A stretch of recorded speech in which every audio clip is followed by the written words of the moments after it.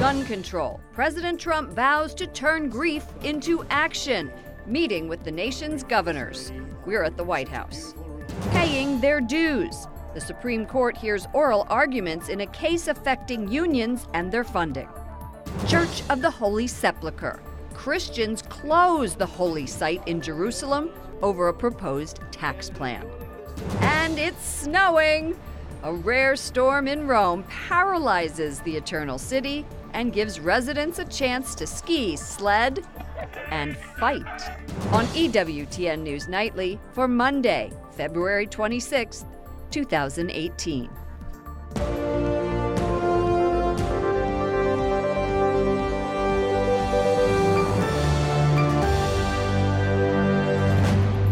Good evening from Washington, D.C., and thank you to those of you joining us from around the world for news from a Catholic perspective.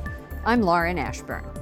President Donald Trump promises to turn grief from gun violence into action. He met with the nation's governors today at the White House as pressure mounts on Congress to respond to the latest carnage. White House correspondent Mark Irons reports.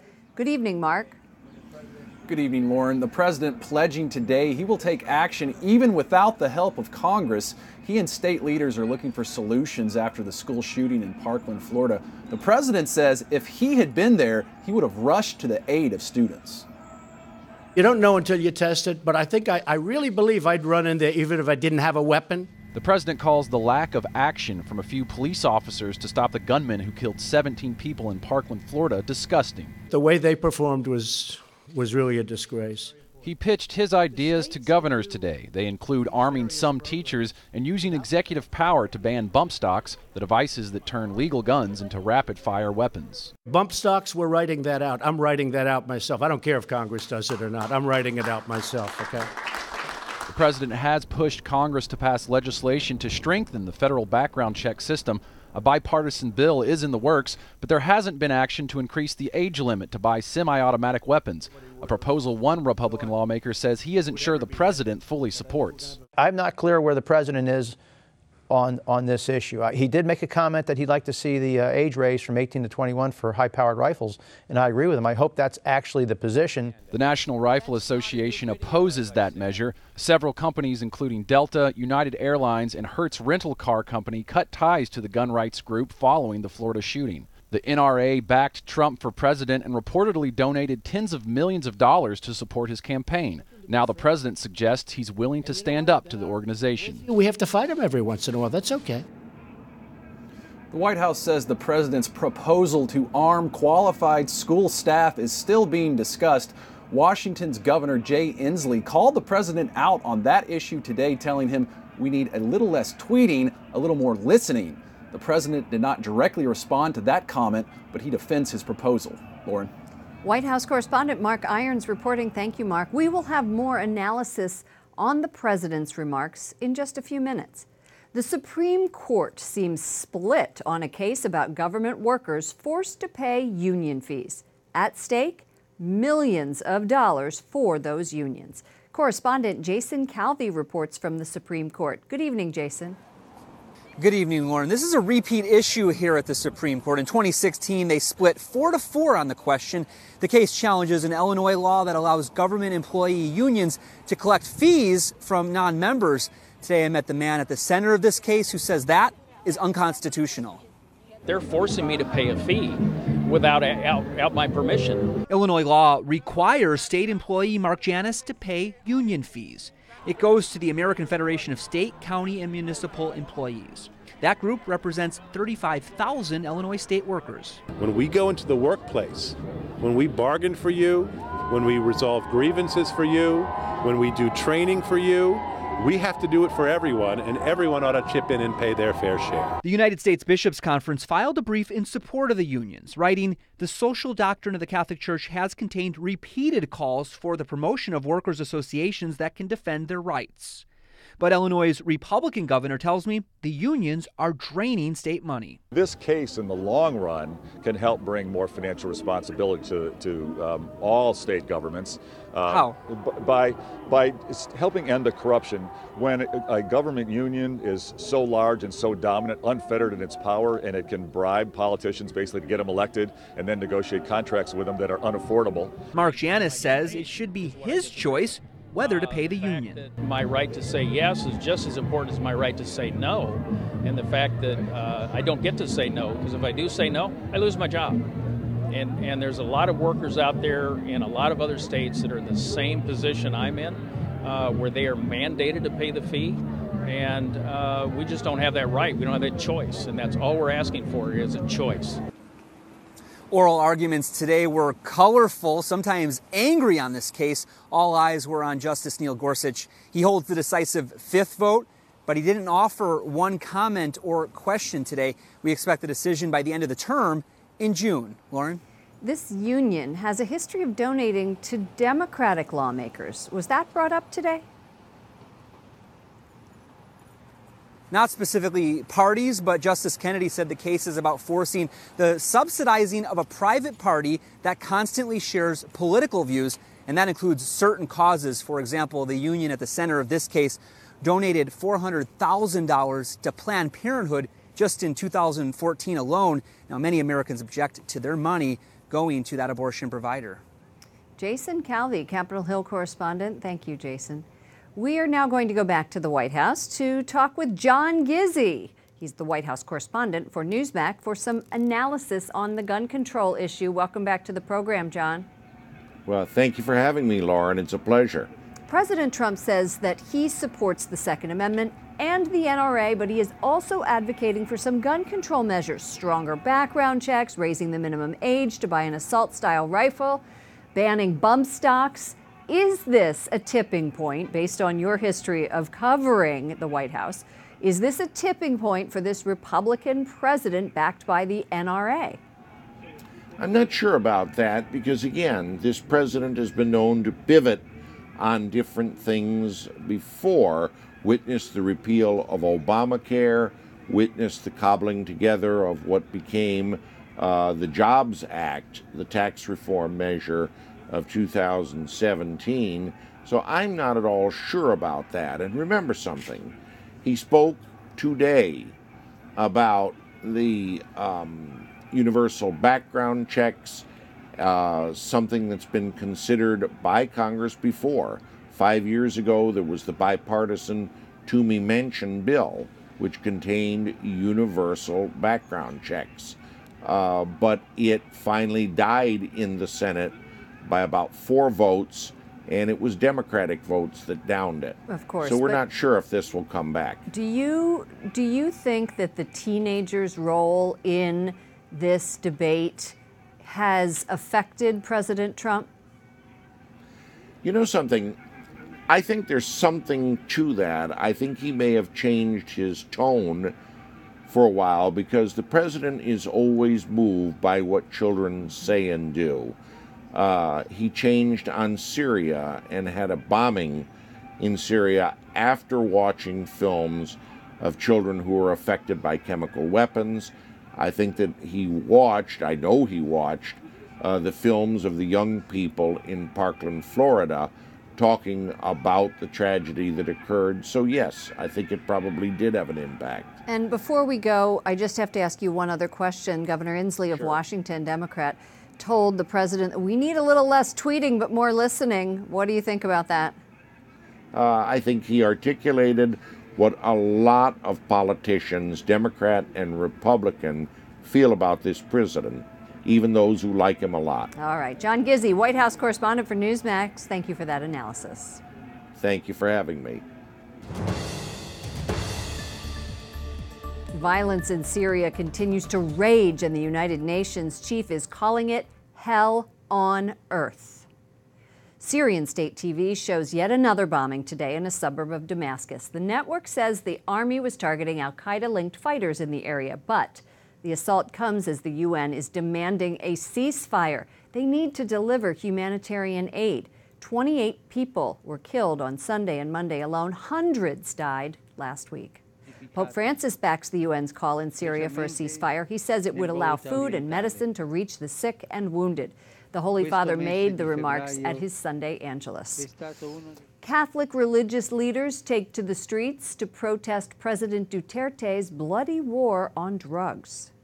There is loss of respect for life, loss of respect for persons, loss of respect for truth, fake news, loss of respect for even law.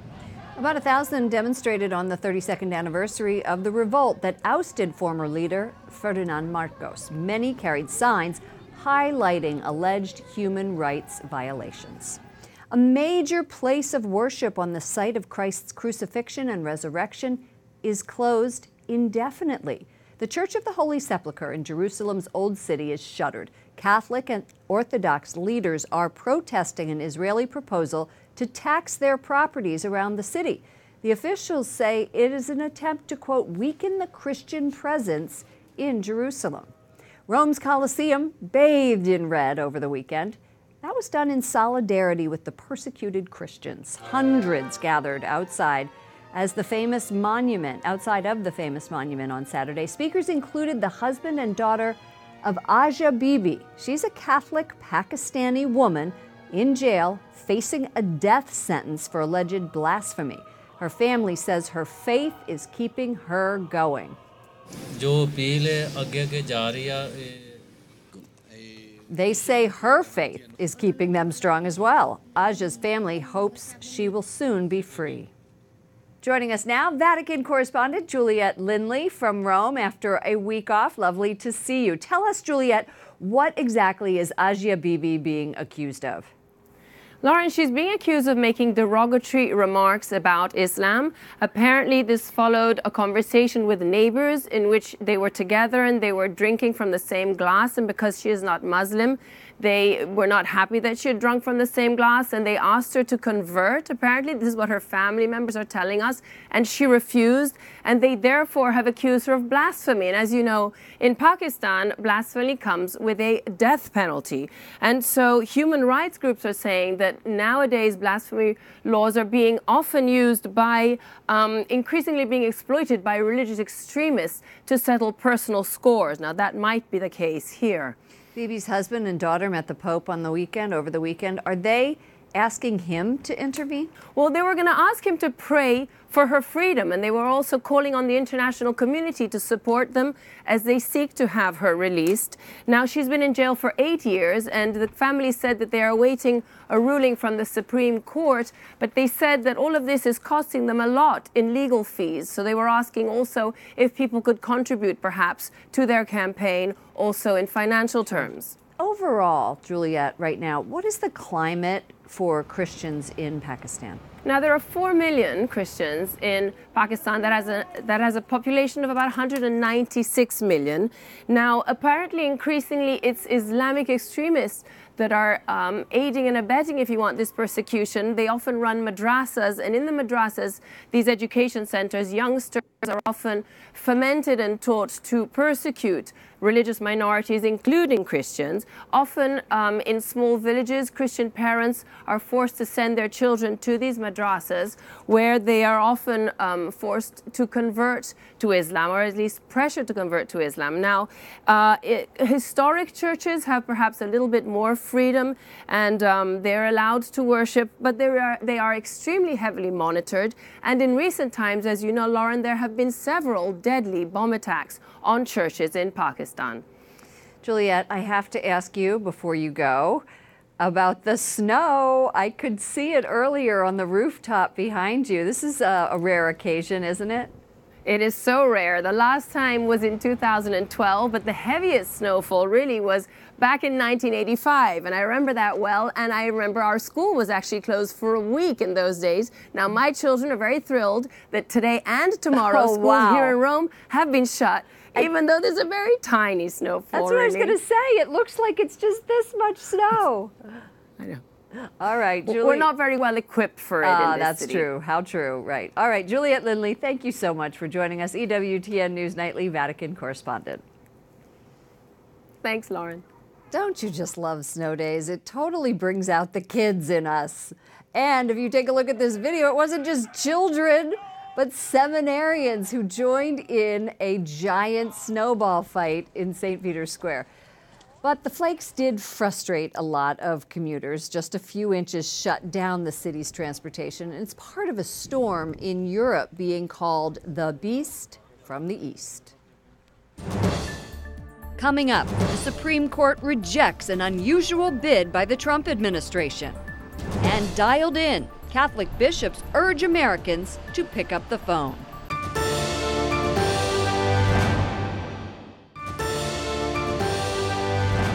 Questo è il no.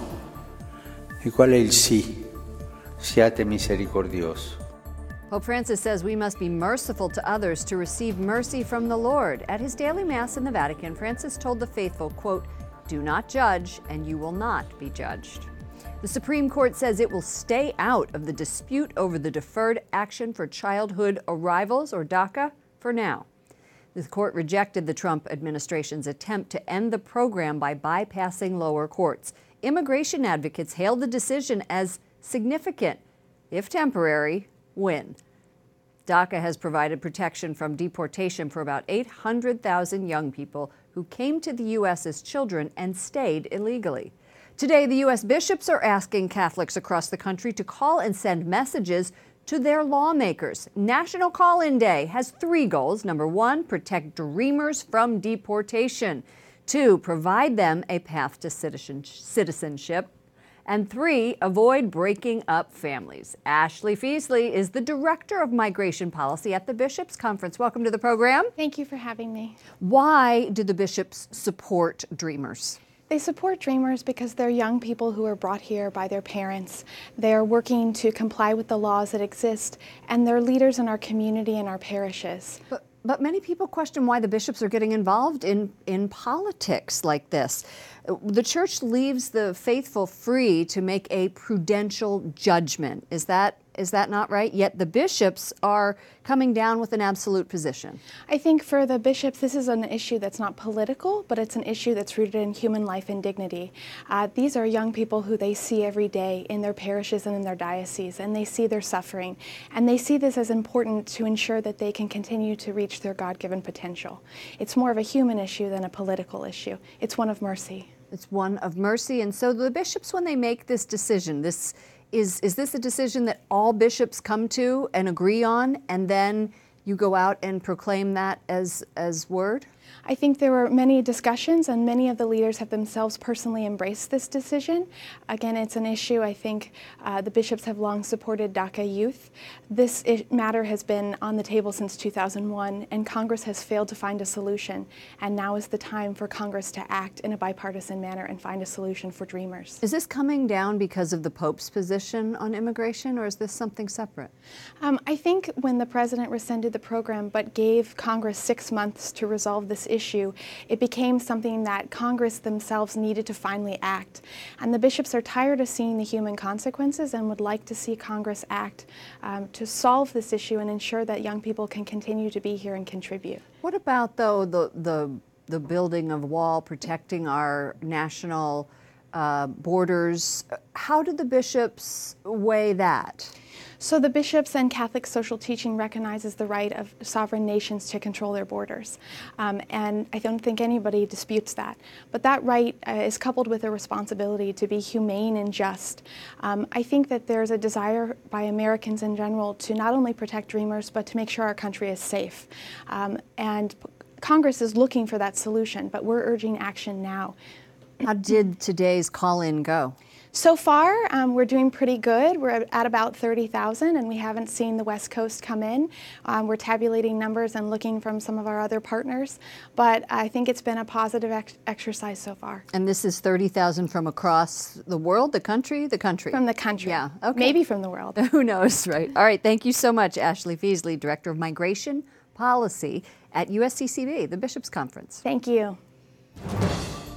Up next, goodbye Olympics, hello negotiations. And former Fox News host Eric Bolling talks to us about his son's battle with opioids.